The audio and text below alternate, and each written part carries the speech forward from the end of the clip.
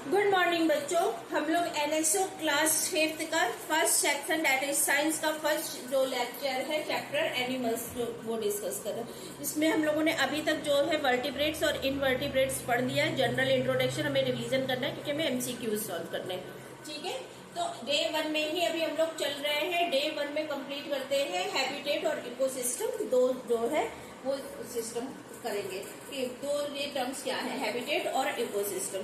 तो बेटा हैबिटेट क्या होता है? वो प्लेस होता है जहां एनिमल्स रहते हैं, खाते हैं, रिप्रोड्यूस करते हैं, ग्रो करते हैं। ठीक है, जनरल आप याद रखें क्योंकि ये जनरल आपको सिर्फ रिवाइज कराना है मुझे, आप सब कुछ ये सब पढ़ चुके हैं। ठीक है, तो क्या करते हैं? Place where they leaves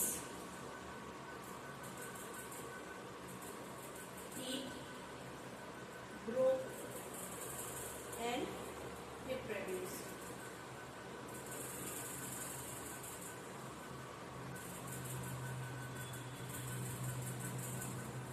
shelter provide करता है ना कि जिस एरिया में जो है एनिमल्स रहेंगे और जो रिप्रोड्यूस करेंगे, ग्रोथ करेंगे, उस एरिया को हम क्या बोलेंगे? उसका पर्टिकुलर हैबिटेट। ठीक है, अब एनिमल्स को क्या रिक्वायरमेंट हो सकती है? फूड की रिक्वायरमेंट हो सकती है, वाटर की रिक्वायरमेंट हो सकती है, शेल्टर की रिक्वायरमेंट हो सकती है। क्यों? क्योंकि कवर करना होता है ना अपने आप को, आप खुले उसमें तो नहीं रहेंगे ना, स्पेस की रिक्वायरमेंट होती है सर्वाइवल के लिए। तो area where a particular animal lives, area where the particular animals will live. क्यों? क्योंकि इसके लिए जो भी उनके सर्वाइवल के लिए जितनी भी चीजें रिक्वायर्ड है, चाहे वो वाटर हो, लैंड हो, शेल्टर हो, कुछ भी हो, वो सब किस में आ जाएगा? हमारा हैबिटेट में आ जाएगा।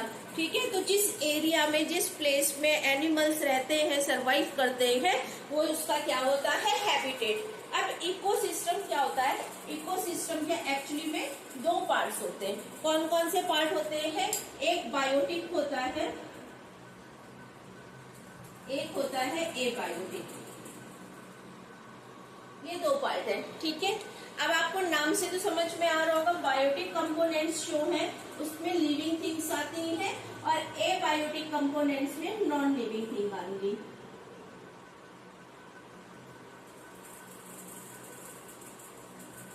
तो बायोटिक और एबायोटिक कंपोनेंट्स के बीच में जो इंटरेक्शन होता है वो क्या है? हमारा इकोसिस्टम। क्या हो सकते हैं इसमें? बायोटिक में देखिए, माइक्रो ऑर्गेनिज्म, प्लांट्स, एनिमल्स सारे आ जाएंगे। ठीक है, एबायोटिक कंपोनेंट में उसके फिजिकल और केमिकल कंपोनेंट्स आ जाएंगे, लाइक सॉइल है, वाटर है, न्यूट्रिएंट्स है। ठीक है, तो लिखिए इसमें क्या आ सकता है? For example micro organism like bacteria, plants, animals, ये हमारे मल्टीसेलुलर हो गए। इसमें क्या हो सकते हैं? इसके फिजिकल और chemical, physical and chemical components, like water है, सॉइल है, केमिकल में क्या आएंगे? न्यूट्रिएंट्स है, न्यूट्रिएंट साइकिल चलती है ना। तो इनका आपस में ये कैसे इंटरेक्ट करते हैं? इंटरेक्शन बिटवीन बायोटिक एंड एबायोकेम, इंटरेक्शन बिटवीन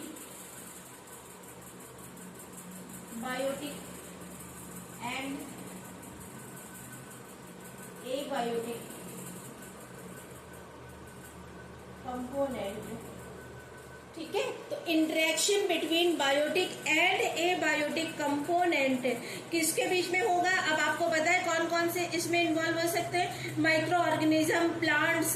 ठीक है, और क्या हो सकते हैं? उनका जो है सराउंडिंग, सारी जितनी भी सराउंडिंग है, मीन्स हैबिटेट के जो सॉइल है और वाटर है। तो interaction between biotic and abiotic component with there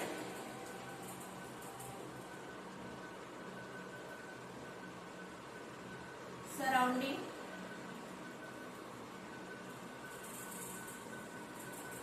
is comes under their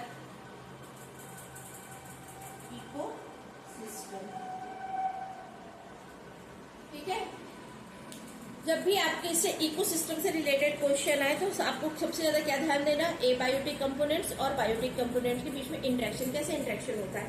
हम जो है वाटर साइकिल चलती है, तो वाटर साइकिल के थ्रू जो है मिनरल्स की रिसाइकलिंग होती है, सॉइल साइकिल चलती है, फॉस्फोरस साइकिल चलती है, नाइट्रोजन साइकिल चलती है, तो सब एक दूसरे पे डिपेंडेंट है, ठीक है। प्लांट्स, एनिमल्स और ये सारे इन्वायरमेंटल फैक्टर एक दूसरे पे क्या है, डिपेंडेंट है, एक साइक्लिक फॉर्म में जो है वो वर्क करते हैं। अगर इनमें डिस्टर्बेंस आ जाएगा तो हमारा इकोसिस्टम जो है वो डिस्टर्ब हो जाएगा। तो इतना हमें समझ में आया कि इकोसिस्टम जो है दो पार्ट से फॉर्म हो रहा है, बायोटिक और एबायोटिक कंपोनेंट्स से।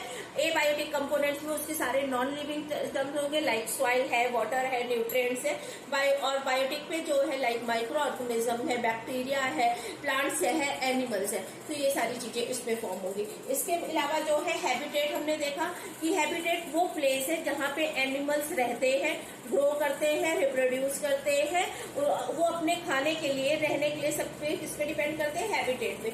हैबिटेट के बेस पे शायद आपको पता हो कि टेरेस्ट्रियल एनिमल्स जो है और एरियल एनिमल्स और वाटर एनिमल्स का डिवीजन होता है। टेरेस्ट्रियल जो लैंड में रहते हैं, वाटर एनिमल्स आपको पता है, वाटर एनिमल्स जो वाटर में रहेंगे, एरियल एनिमल जो वो एयर वाले उसमें रहेंगे। तो इतने दो टॉपिक क्लियर हो गए। नेक्स्ट लेक्चर जो होगा उसमें हम लोग एडेप्टेशन जो है वो पढ़ेंगे, उसके एडेप्टेशन और माइग्रेशन करने के बाद इस चैप्टर के MCQs सॉल्व करेंगे। Okay, thank you, have a nice day.